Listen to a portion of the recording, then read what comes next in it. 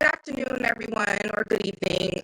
Today, our group will be discussing leadership and how different leadership styles can influence success of a team. Leadership is more than simply just managing people or making decisions. It's about creating an environment where individuals feel supported, trusted, motivated to do their best. So, our presentation is based on Simon Sinek's TED Talk, Why Good Leaders Make You Feel Safe. In this, Sinek explains that great leaders don't just focus on the results, they prioritize the well being of people and they also lead. So, when employees or team members feel safe, valued, respected, they are more likely to communicate openly, work together effectively, and perform at a higher level. We'll also explore several leadership styles, including autocratic, laissez-faire, democratic, and examine how each one affects the performance. So by comparing these, we'll see that leadership isn't just about giving direction, it's about influencing others and building trust, and creating an environment where people can succeed. So, by the end of the presentation, you will have a better understanding of how leadership impacts the dynamic of workplace or school environment, and how most effective leaders help people feel safe, supported, motivated to achieve the goals. So, we will go ahead and get started.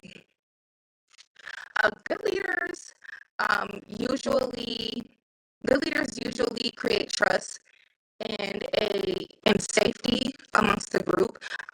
And leadership also affects the team's success. It affects it negatively, positively, regardless of how you feel like you're doing as a leader. You will always see the results through your group and the results that they give.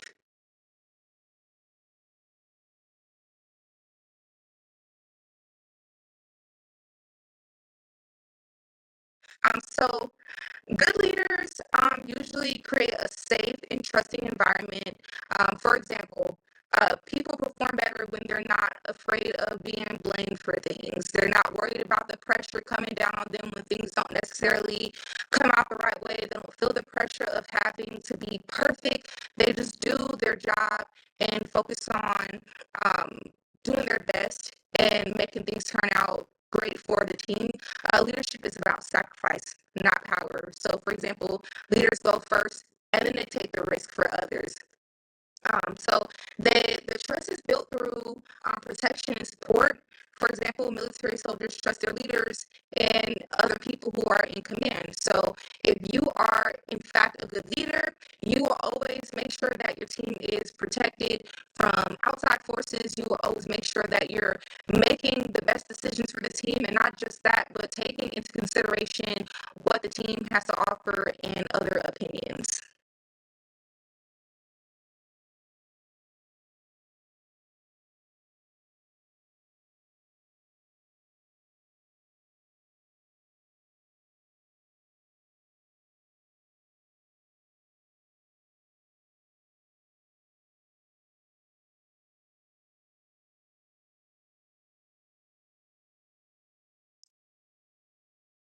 Heather, we can't hear you.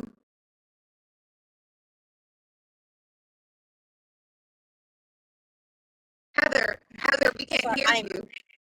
I am so sorry. It would not unmute for me. I do Oh, apologize about that. fine. Okay. Um, so hi everyone, I'm Heather. I'm going to talk about the different leadership styles and how they affect communication and teamwork.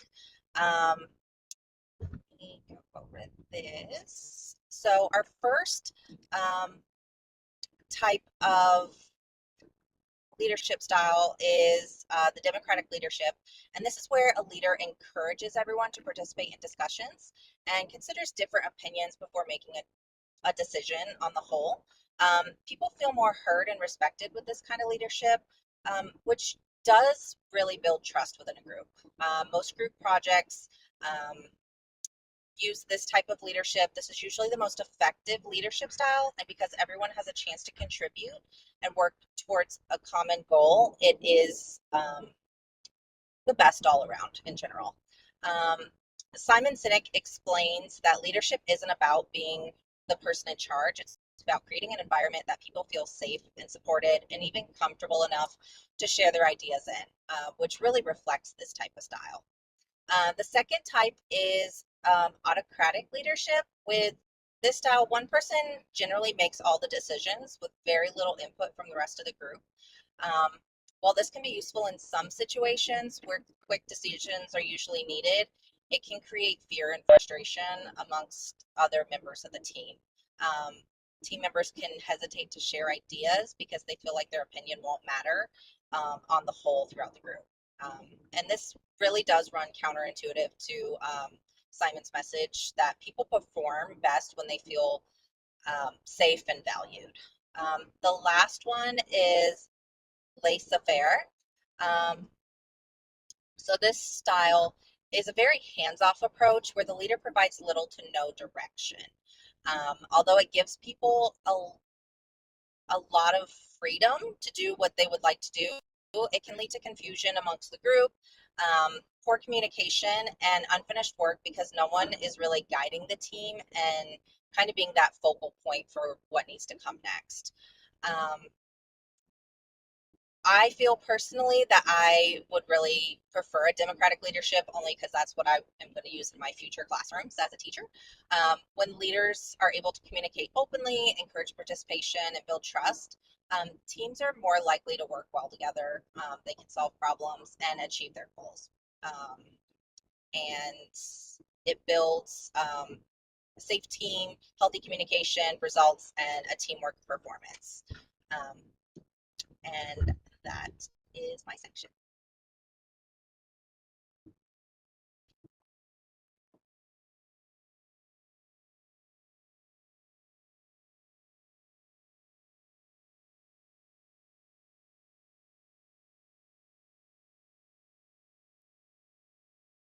Hey guys, I am Larissa, and I'm about to give you guys or elaborate about how leadership is affected in the school system.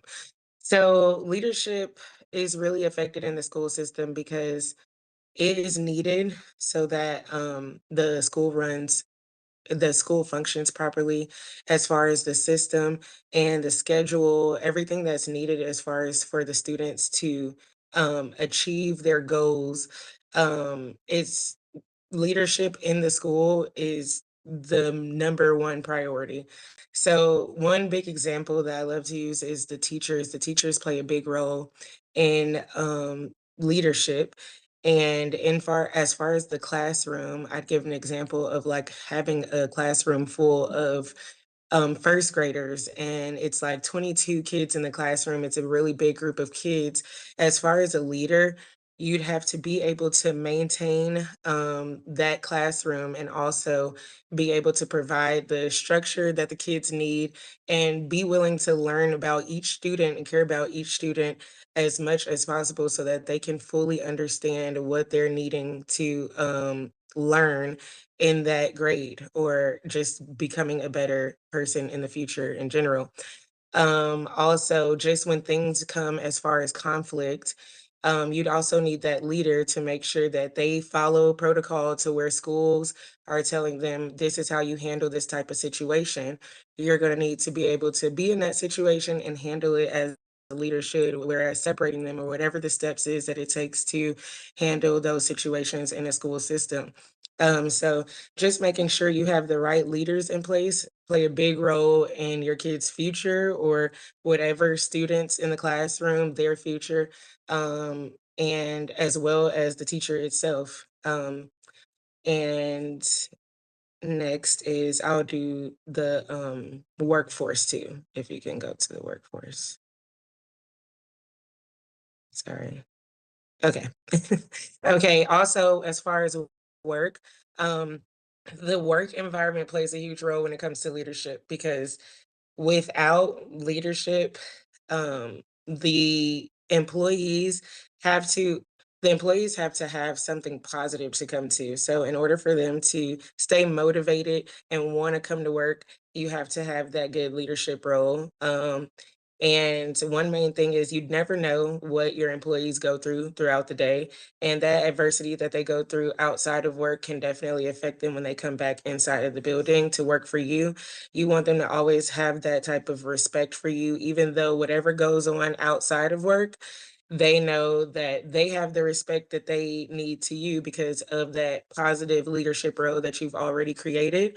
They'll come in and they'll do their job and make sure the job runs, or the business runs the way it should. Also, when it comes to structure and making sure that the business runs properly, without that leadership, communication communication goes a big way. So without that leadership, it could affect the entire business negatively, and that would show as far as when you're working and you're in that business, the customers will see it more than anybody. But you just want to make sure that that leadership role is put inside of the workforce so that it is ran smoothly. And that's it. Hello, my name is Marina. I'm also part of the group, but I was not able to meet whenever they were meeting, so I'll be doing my part separately. To wrap everything up about our project, I just wanted to bring back the main idea of the whole project, which is pretty much just bringing back the idea of how important leadership is when it comes to group dynamics. Throughout this whole project, we kind of talked about how leadership isn't really about being in charge or having the power over people, but it's more about creating an environment where people feel comfortable and supported and actually want to be contributing to their workplace and the work environment. And I think that's something that all of us have experienced it, or whether in school, in sports, or in work. I feel like that's something that happens to all of us. In all environments. One of the biggest takeaways for me is that good leaders tend to create trust and a sense of safety. When people feel like they won't be judged or shut down, they're way more likely to speak up and put in real effort to whatever they're doing, whether it's school, sports, work, even if they don't like it necessarily. If you don't work with something that you actually enjoy, you're more likely to put in effort towards something if you actually feel like you're being valued, and you feel like you're comfortable in that environment, and you feel like you're not being judged or shut down by other people or looked down by other people, especially when they're above you and they're your bosses. And that's when groups actually succeed, when those people within their groups don't feel like they don't belong in those groups. They should feel like they do belong in those groups. I myself actually try to apply that in my daily job as a manager at the volleyball club that I work at, and I try to be a positive manager towards my employees so that they feel comfortable in their work on a daily basis, and that we can have a positive environment and a positive outcome, regardless of what day or what phase or what season we're going through at our business. On the other hand, now, if that trust isn't there, and if that feeling of being comfortable at your own job or your group overall, because it doesn't necessarily have to be a job, but your group performance can be affected if that trust is not there. Everything kind of starts to fall apart. Communication gets weaker. People stop caring as much. The overall result of your group performance just is not the same. So leadership really does have a direct impact on that. We also looked at different leadership styles like democratic, autocratic, and laissez-faire. If you want to say it with an accent, you can, but I will not be trying it. And it's interesting because each one affects how people feel in a group. More democratic style tends to build teamwork and trust, while a more controlling style can make people feel nervous or unheard. And when people don't feel heard, they actually pull back instead of stepping up. Personally, I've seen this a lot in group projects. When there's someone who listens, who steps up, encourages ideas and everything, the whole group kind of feels better together and works better together overall. But when one person kind of takes over and doesn't really consider the others, it creates frustration and people kind of stop putting effort because you don't feel like you're being considered and you feel like there's only one person working in the group and it's not a group anymore if there's only one person taking control of everything.